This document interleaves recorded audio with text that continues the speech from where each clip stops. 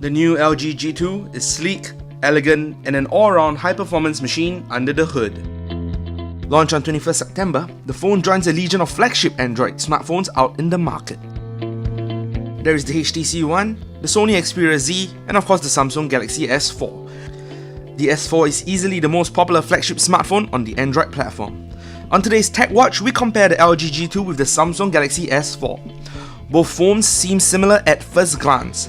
Both are about the same size, both have Full HD displays, blazing fast processors, and they even offer the same sort of see-through window screen phone covers.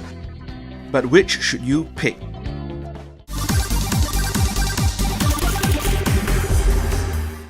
LG's G2 is the Korean company's latest offering after it launched the Optimus G Pro in June. With the G2, LG is clearly out to flex some muscle against the S4. The G2 is stuffed to the brim with top-end specs and technology.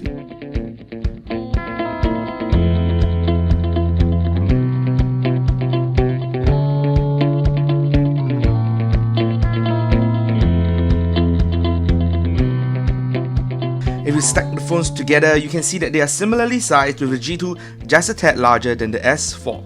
But if you put the phones side by side, you will notice that despite the phones being about the same size, the G2 actually has a larger screen. And what a screen it is!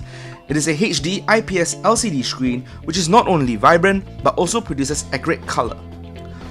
While the S4 also has a good AMOLED screen which makes colors pop, we prefer the G2's true-to-life accuracy.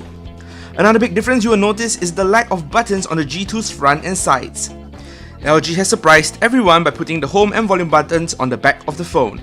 The phone can also be woken up or put to sleep by double tapping the screen. While it might be awkward to use at the start, you could get used to it. Hopefully as you go along. Selfie lovers take note, this unique button layout is especially useful for taking selfies. The S4 has a traditional physical home button alongside two capacitive buttons. It's a tried and tested layout which users will have no problems coming to grips with. Both phones are running Android 4.2.2, but both LG and Samsung have customized their device's interface by skinning them differently. If you do not like the skin for one reason or another, you can easily customize the device to suit your needs and habits easily.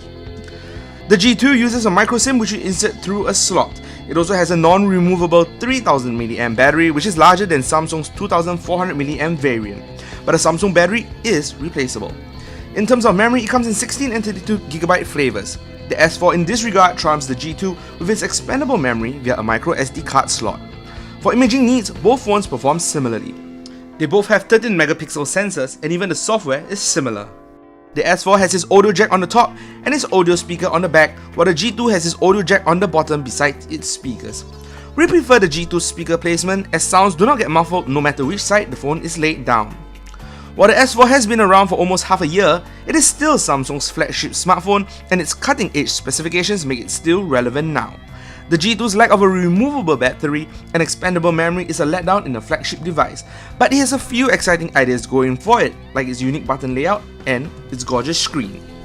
The S4 is currently retailing for $998 while the G2 is priced at $898. Another thing, LG has one-upped Samsung. The G2 is packed with newer technology and we find it good value for money. Both phones are great examples of Android phones done right and both deserve your attention if you are looking to get a brand new Android smartphone. But if Techwatch had to choose, the unique and value for money G2 would be our pick over the ubiquitous S4.